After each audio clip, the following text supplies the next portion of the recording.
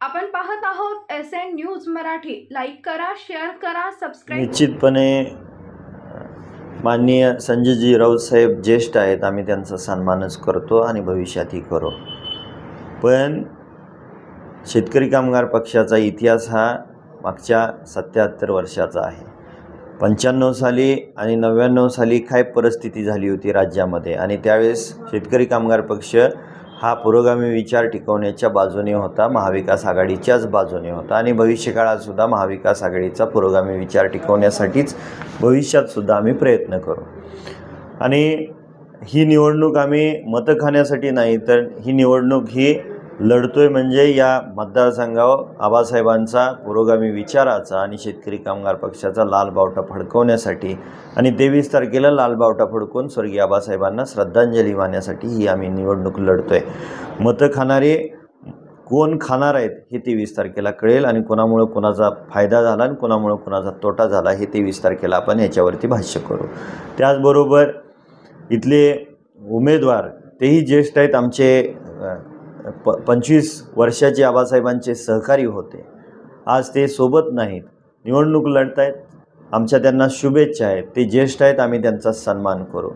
पण 77 वर्षापासून महाविकास आघाडीचा पुरोगामी विचार, शिवशाहू फुले आंबेडकरांचा विचार हा शेतकरी कामगार पक्षाने टिकवलेला आहे, भविष्यकाळातही टिकवेल। आम्हीही महाविकास आघाडीचेच घटक पक्ष आहोत आणि प्रत्येक थेंबे थेंबे तळे साचे या उक्तीप्रमाणे ज्या पद्धतीनं आपण सर्वांनी एकसंघ राहून प्रतिगामी विचार रोखण्यासाठी प्रयत्न करणं गरजेचं होतं, पण ते ह्या मतदारसंघात दिसत नाही।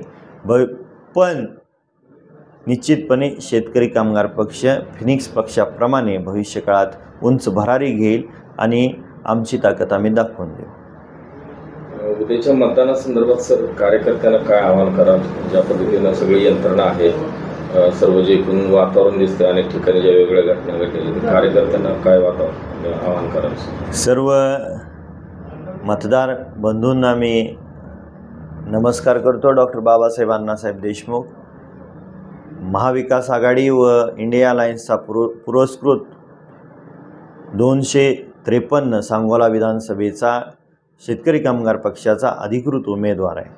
आबासाहेबांनी जीवनभर या तालुक्याची सेवा केली, सेवा करत असताना इथल्या महिलांना सुरक्षा दिली, इथल्या गोरगरीब जनतेला हाताला काम दिलं, दुष्काळग्रस्त भागाला त्यांनी पाणी आणलं, आणि निश्चितपणे भविष्यकाळात सुद्धा शेतकरी कामगार पक्ष महिलांना सुरक्षा देईल, तरुण तरुणीला हाताला काम देईल, मुलामुलींना चांगलं शिक्षण मिळावं ह्याच्यासाठी काम करू, शेतीला वेळेत पाणी मिळावं त्याचं व्यवस्थित नियोजन करू, आणि शेतमालाला भाव मिळाला पाहिजे, दुधाला भाव मिळाला पाहिजे, याच्यासाठी आपण ही निवडणूक लढतोय। तर आपण सर्व मतदार बंधू आणि भगिनींना विनंती करतो की येणाऱ्या 20 तारखेला बॅलेट मशीनवरचं 4 नंबरचं नाव आहे डॉक्टर बाबासाहेब अण्णासाहेब देशमुख, त्याच्यासमोरचं चिन्ह आहे शिट्टी, आणि शिट्टीचं बटन दाबून बोगस असं मतदान रूपी तुम्ही आशीर्वाद द्यावा ही विनंती करतो, आणि 23 तारखेला लाल बावटा फडकून स्वर्गीय आबासाहेबांना श्रद्धांजली वाहूया।